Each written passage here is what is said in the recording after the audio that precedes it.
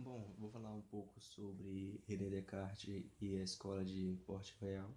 Começando por Descartes, ele pode ser considerado um dos fundadores da filosofia moderna, que ele defende a ciência moderna, e a questão central para ele é a fundamentação de um novo método científico que possa servir como base para a ciência moderna. E quase toda a obra dele é dedicada a questões da teoria do conhecimento científico. E para Descartes, primeiro é preciso resolver um problema do conhecimento e da fundamentação do novo método científico para que se pudesse envolver o sistema científico e filosófico bem fundamentado. Para ele, o espírito é a terminologia utilizada para se remeter à mente. Então, para ele, o espírito é capaz de conhecer o real através das ideias, que faz referência às coisas, e assim a ciência vai se construindo. A linguagem é apenas expressão do pensamento para ele. Ou seja, mesmo sendo expressão de pensamento, ela ainda é imperfeita, sem papel na formação do conhecimento. E Descartes ele vai recusar a linguagem universal da ciência. Partindo para o discurso do método, ele fala que existe uma diferença radical entre a natureza humana e a natureza dos animais. Porque os animais, mesmo eles proferindo sons, como o papagaio, por exemplo, mesmo que esse som se assemelhe a palavras, eles não são a expressão do pensamento, ou seja, eles não possuem uma racionalidade. Portanto, ele fala que a linguagem humana é um indício de racionalidade, porque o ser humano ele tem essa capacidade de articular sons, formando discursos e perpassando ideologias. Segundo ele, os surdos e mudos inventam os próprios signos por meio dos quais se faz entender. Ou seja, ele tira essa racionalidade dos animais. Ele fala assim que os animais, eles não é que eles tenham pouca racionalidade, é porque eles têm absolutamente nenhuma razão. E Descartes também tem os princípios da filosofia. Ele fala assim que a origem de motivos, origens e motivos dos erros e de como evitar foi uma das preocupações centrais dos pensadores da modernidade.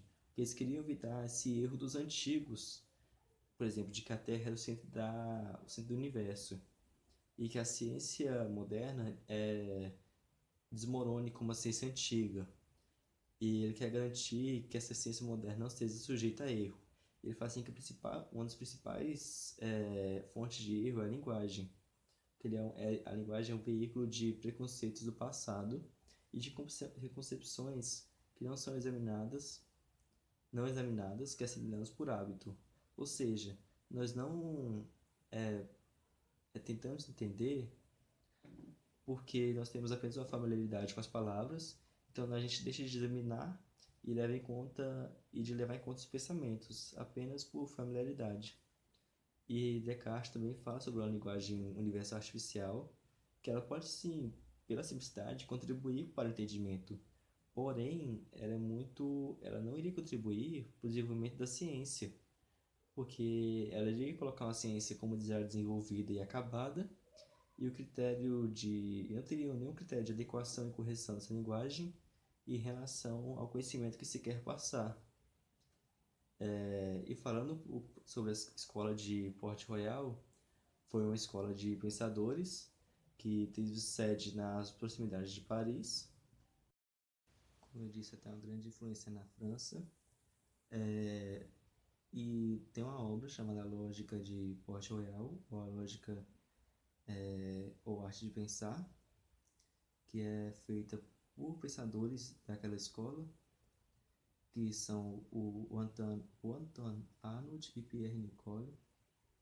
E essa obra é muito renomada porque ela tem uma clareza e caráter didático que a explicam, né, forma de explicação. E eles utilizam muito a filosofia de linguagem de Descartes, porque eles falam pouco sobre a linguagem e quase nada sobre a lógica, mas eles vão influenciar muitos pensadores, porque essa obra é muito psicológica. Então ela tenta revisitar a funcionalidade do pensamento humano. E eles dizem que, nessa obra, resumindo, as ideias representam a realidade e de como as palavras representam essas ideias. Então, o significado das palavras são as ideias associadas a elas. Isso permite superar a arbitrariedade do ser linguístico convencional, porque tem a relação dele com as ideias, porque elas são as representações adequadas da realidade. Bom, continuando, ele fala que, falando um pouco sobre a obra, a lógica é a arte pelo qual o homem se conduz bem, dá bem a sua razão no conhecimento das coisas, tanto para se auto-instruir quanto para instruir os outros. E essa arte de lógica, ela consiste em reflexões que os homens têm feito de 4 principais operações do espírito humano, que é o conceber, o julgar, o raciocinar e o ordenar. Lembrando que aqui, como Descartes, eles utilizam o termo espírito para se remeter à a mente humana, no caso. Então, o conceber é a simples visão que temos das coisas sem apresentar, que se apresenta ao nosso espírito. É meio que apenas a materialização das coisas. É uma coisa mais simples, posso dizer assim, uma simples linha de raciocínio. É a forma pela qual nós apresentamos as coisas que se denomina ideia. O julgar é a ação do nosso espírito, no caso a mente, pela qual, unindo diversas ideias, afirma acerca de uma que é outra, ou nega acerca de uma que seja outra. É meio que a ideia de terra e redondo. Ou seja, a gente pode afirmar que a Terra é redonda ou negar que a Terra é redonda. O raciocinar é a ação da nossa mente, do nosso espírito, pela forma como qual ela forma um juízo a partir de vários outros. A verdadeira virtude, por exemplo, deve se relacionar a Deus, e que a virtude dos pagãos não se relacionava a ele. Então, conclui-se que a virtude dos pagãos não era a verdadeira virtude. Ou seja, essa ação do julgar, meu ponto de vista, ou do raciocinar, é meio que da subjetividade mesmo, porque é meio que você negar as virtudes, os pensamentos do outro por conta dos seus pensamentos. E também temos aqui o ordenar, que é a ação da nossa mente sobre o mesmo assunto, por exemplo, o corpo humano. Sobre o corpo humano, a nossa mente já tem diversas ideias, diversos juízos e diversos raciocínios. E ela dispõe esses raciocínios de uma maneira mais adequada para que nos dê o conhecimento. E trata-se do que nós denominamos também o método, que é uma forma de pensamento, de conhecimento. Tudo isso é feito naturalmente. Nós não temos nenhuma regra de lógica para aprender isso. Então, portanto, essa arte ela não consiste em encontrar a maneira de realizar tais operações, porque a natureza já forneceu isso e ao nos dar a razão, diferente dos animais, mas consiste em realizar reflexões sobre o que a natureza nos fez realizar, o que nos serve para 3 coisas. A primeira consiste em estarmos seguros de que nós utilizamos bem da nossa razão, porque a consideração da regra nos faz dar a isso uma atenção nova.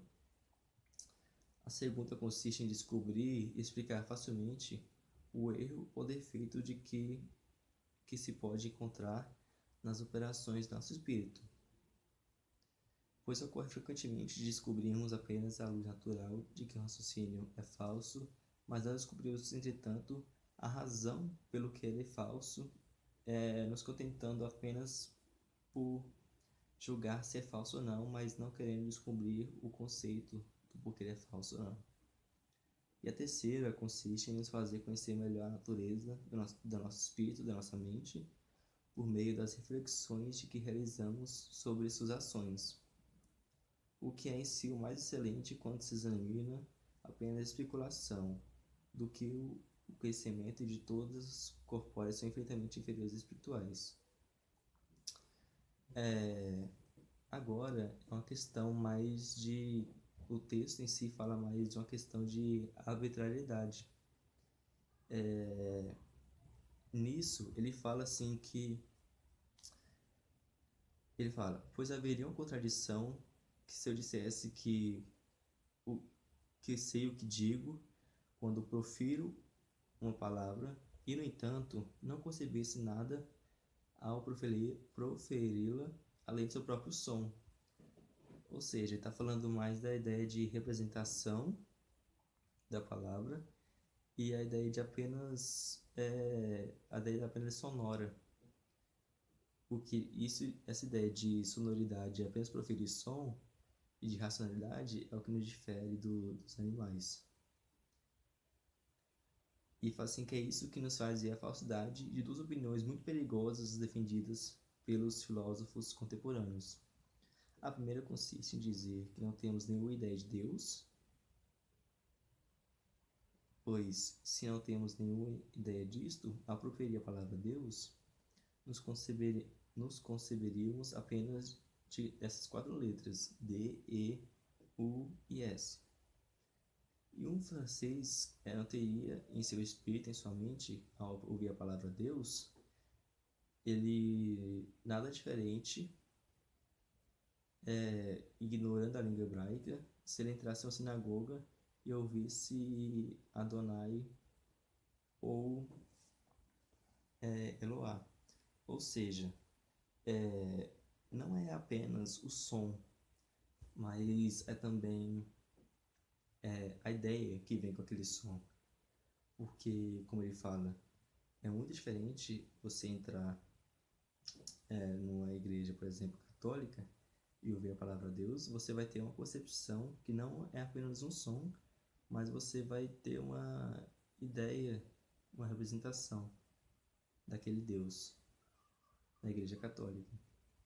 Mas se você apenas, por exemplo, como falou, entrar em uma sinagoga e ouvisse proferido a palavra Adonai Eloá, seria apenas som, porque você não tem nenhuma representação daquilo, mesmo sendo Deus também em outra religião. E quando homens como Calígula e Domiciano se autodenominaram Deus, não teriam cometido nenhuma impiedade, não havendo nessas palavras ou nessa sílaba Deus, nada que pudesse ser atribuído a um homem, uma vez que não associamos a nenhuma ideia.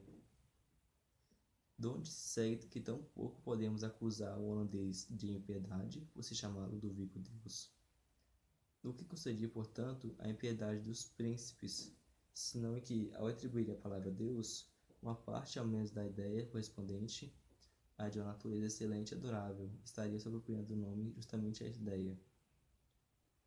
Aí ele fala, mas e se não tivéssemos a ideia de Deus? Sobre o que poderíamos fundamentar tudo que dizemos de Deus?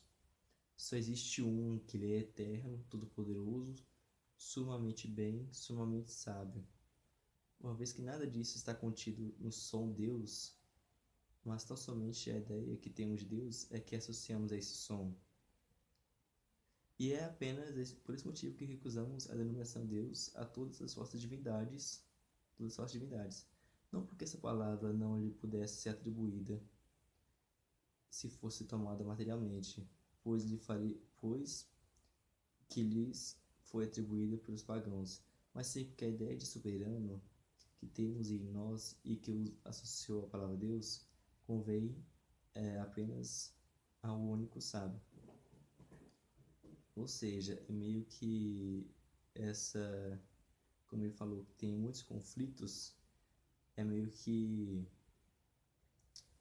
nós, como pegamos essa ideia de Deus verdadeiro, Deus soberano, nós não pegamos apenas o som Deus, mas nós pegamos também a representação.